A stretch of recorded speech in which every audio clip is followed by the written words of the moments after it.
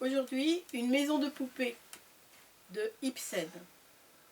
Henrik Ibsen, 1828-1906, est un dramaturge norvégien. Enfant, il voit sa famille se disloquer à la suite de la faillite des affaires paternelles dues à des spéculations malheureuses. Son père sombre dans l'alcoolisme.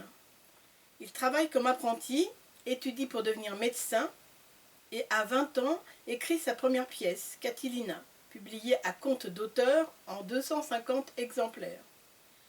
Le Tertre des guerriers, sa seconde pièce, est acceptée par le Christiana Theater. L'accueil est mitigé. Il publie Norma et s'intéresse au syndicalisme et au mouvement socialiste. Il quitte la Norvège pour l'Italie, où il écrit un drame très acerbe contre les notables, Brand, ce qui veut dire incendie. Ce texte apparaîtra comme un premier pas vers le réalisme social. La pièce Peer Gynt inspirera le compositeur Edvard Grieg. Ibsen part pour Munich, où il écrit Les piliers de la société, virulente critique sociale. Après Une maison de poupées, sa renommée est telle que ses pièces sont montées dans toutes les capitales d'Europe. Les Revenants, Un ennemi du peuple, Le canard sauvage, La dame de la mer et Hedda Gabler sont écrites à Munich. Il rentre en Norvège après 27 ans d'absence en auteur internationalement connu. Une maison de poupées, pièce aux accents féministes avant l'heure, avec sa fin novatrice et scandaleuse, obtient un succès international et est inscrite au registre international Mémoire du monde de l'UNESCO. Nora, découvrant que son mari est lâche et prêt à toutes les compromissions pour sauver sa réputation, décide de le quitter et de quitter ses enfants pour savoir qui elle est, considérant avoir été traitée jusque-là comme une poupée.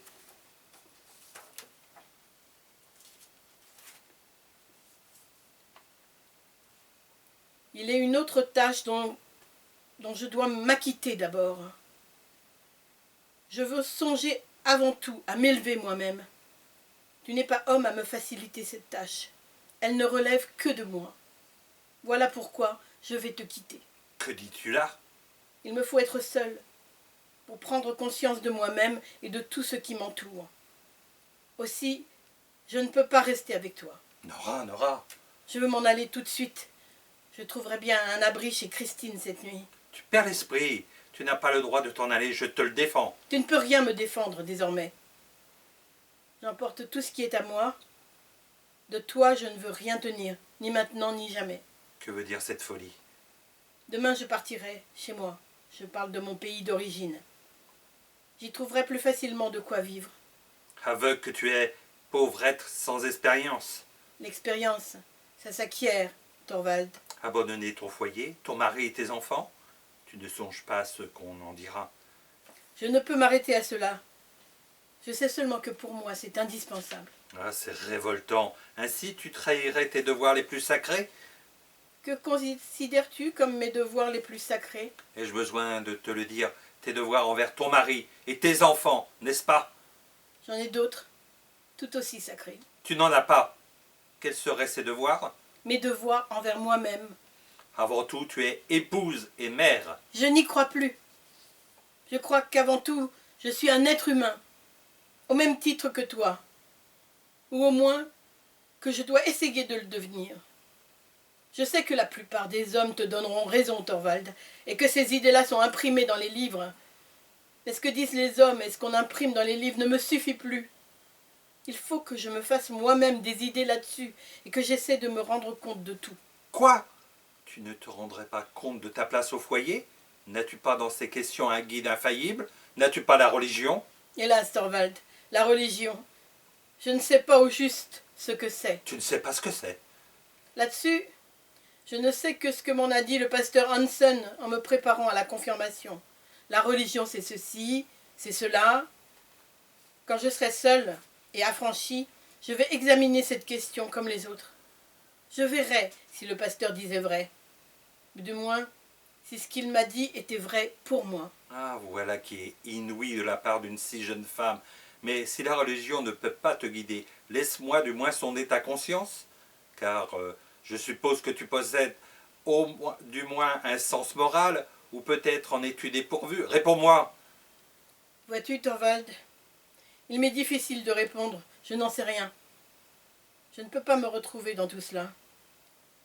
Je ne sais qu'une chose, c'est que mes idées diffèrent entièrement des tiennes.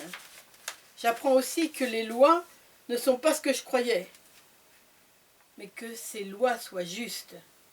C'est ce qui ne peut m'entrer dans la tête. Une femme n'aurait pas le droit d'épargner un souci à son vieux père mourant ou de sauver la vie à son mari, cela ne se peut pas. Tu parles comme un enfant. Tu ne comprends rien à la société dont tu fais partie. Non, je n'y comprends rien. Mais je veux y arriver. Et savoir qui des deux a raison, la société ou moi. Tu es malade, Nora. Tu as la fièvre. Je croirais presque que tu n'es pas dans ton bon sens. Je me sens cette nuit plus lucide et plus sûre de moi que je ne l'ai jamais été. Et c'est avec cette assurance et en toute lucidité que tu abandonnes ton mari et tes enfants? Oui. Il n'y a qu'une explication possible. Laquelle? Tu ne m'aimes plus. C'est bien cela. Voilà en effet le nœud de tout. Nora, c'est ainsi que tu le dis? Cela me fait tant de peine, Thorvald, car tu as toujours été si bon envers moi. Mais je n'y puis rien. Je ne t'aime plus. Cela aussi, n'est-ce pas? Tu en es parfaitement convaincu? Absolument. Et voilà pourquoi je ne veux plus vivre ici. Et tu peux m'expliquer comment j'ai perdu ton amour? Certainement. C'est ce soir, quand je n'ai pas vu s'accomplir le prodige espéré. J'ai vu alors que tu n'étais pas l'homme que je croyais. Explique-toi, je ne comprends pas. Pendant 8 années, j'ai patiemment attendu. Je savais bien, mon Dieu, que les prodiges ne s'accomplissent pas tous les jours. Enfin vint cette heure d'angoisse.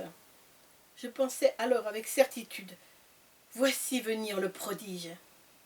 Pendant que la lettre de Krogstad était là, dans la boîte, je n'ai pas songé un instant que tu pouvais te plier aux conditions de cet homme.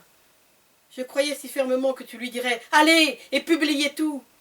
Et quand cela aurait lieu, Eh bien oui, quand j'aurais livré ma femme à la honte et au mépris. quand cela aurait eu lieu, et j'étais entièrement sûre que tu allais paraître, prendre tout sur toi et dire « Je suis coupable », Nora, tu vas dire que je n'aurais pas accepté un tel sacrifice, sans doute. Mais qu'auraient signifié mes affirmations à côté des tiennes? Eh bien, c'était là le prodige que j'espérais, avec terreur. Et c'est pour empêcher cela que je voulais mourir. c'est avec bonheur, Nora, que j'aurais travaillé pour toi, nuit et jour. J'aurais tout supporté, soucis et privations. Mais il n'y a personne qui offre son honneur pour l'être qu'il aime. Des milliers de femmes l'ont fait. Et tu penses comme un enfant, et tu parles de même. Admettons. Mais tu ne penses pas toi, et tu ne parles pas comme l'homme qu'il me serait possible de suivre. Une fois rassuré, non sur le danger qui me menaçait, mais sur celui que tu courais toi-même, tu as tout oublié? Je suis redevenu ton petit oiseau chanteur, ta poupée que tu étais prêt à porter sur tes bras comme avant, avec d'autant plus de précaution que tu l'avais vu plus fragile. Écoute, Thorvald, en ce moment-là, il m'est apparu que j'avais vécu 8 années dans cette maison avec un étranger et que j'avais eu 3 enfants. Ah, je ne peux même pas y penser, j'ai envie de me déchirer moi-même en 1000 morceaux. Je le vois, hélas, je le vois bien.